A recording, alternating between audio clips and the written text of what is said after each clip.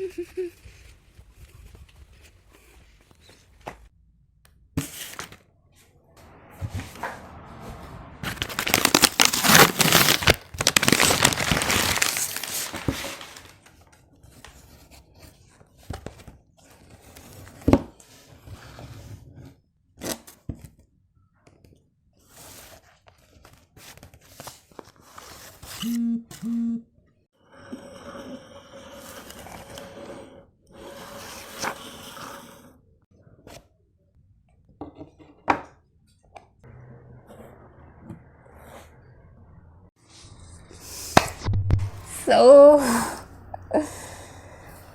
इंतज़ार, लंबा इंतज़ार,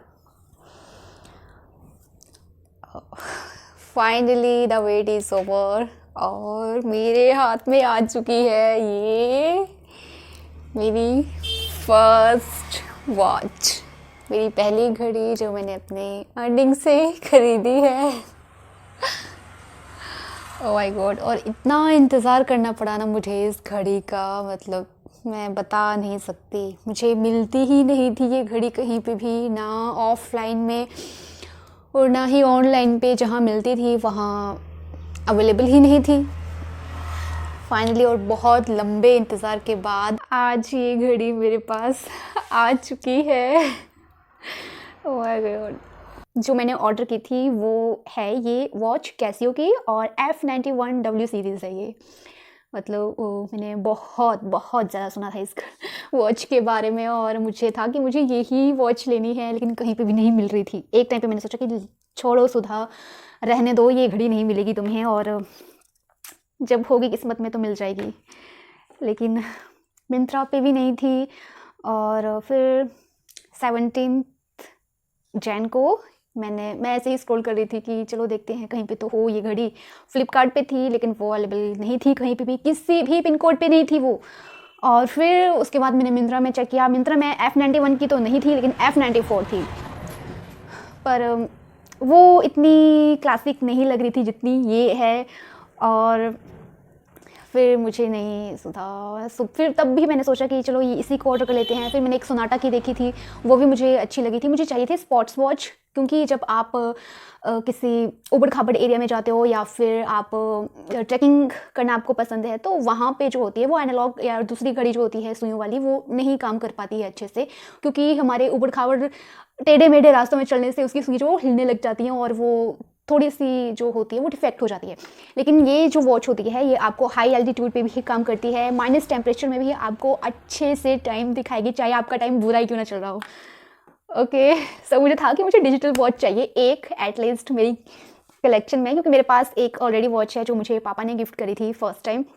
वो मैक्सिमा की है, मैक्सिमा हाँ उसकी है। तो उसके बाद फाइनली ये वॉच आ चुकी है। इससे पहले भी मैंने एक डिजिटल वॉच अपने भाई की पहनती थी मैं, वो सोनाटा की थी। फिर मुझे लगा कि चलो यार ख़रीदते हैं, और फाइनली 17 को मैं ऐसे ही रात को स्क्रॉल कर रही थी और अमेज़ोन पे मैंने वो सेव करके रखी हुई थी कि जब वो स्टॉक में आएगी तो मैं उसको ऑर्डर करूँगी। और वो मैंने देखा और मैंने फट से ऑर्डर कर दिया, मैंने सोचा भी नहीं। और फिर इतना इंतज़ार करना पड़ रहा था ना मुझे इस घड़ी का कि ऐसा लग रहा था कि महीनों हो गए मुझे ऑर्डर किए हुए और वो घड़ी आ ही नहीं रही है।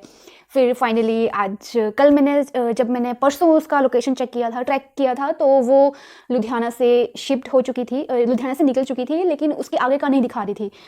फिर मुझे लगा कि ये वापस ना चले जाएगा आधे रास्ते से ही।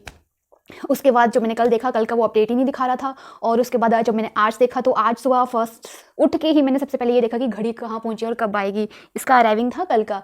और फिर मैंने वेट किया फिर देखा तो उसमें वो बता रहा था कि हमें शिफ्ट करने में कुछ दिक्कत आ रही है, ऐसा कुछ।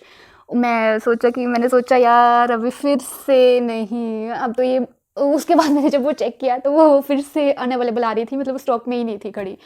फिर फाइनली शुक्र है कि उसके बाद मैसेज आया कि your delivery has been out. और इतनी खुशी, फिर मैं वेट कर रही थी कि कब आती है, फिर आ ही नहीं रही थी। फिर फाइनली मुझे कॉल आया डिलीवरी वाले भैया का, और फिर मुझे कॉल आया डिलीवरी वाले का और उन्होंने बोला कि आपका पार्सल आ चुका है, आप कहाँ लेने आ रहे हैं। ओके, सो इतनी लाइट वेट है ना ये घड़ी, ओ माय गॉड। और इसका रिस्ट बैंड भी काफ़ी अच्छा है, कैसियो की है। और इसका मैंने टेस्ट भी ले लिया है कि ये सच में कैसियो की है या नहीं। तो आपको इस बटन को लॉन्ग प्रेस करते रहना है और इसमें कैसियो लिखा हुआ आता है।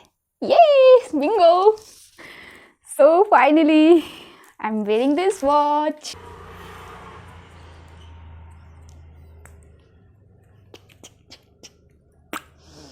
इसके प्राइसिंग की बात करें तो इसका अमेज़ॉन पे प्राइस था 1095 रुपये और टोटल ले दे के मुझे पड़ी है 1115 रुपये की घड़ी।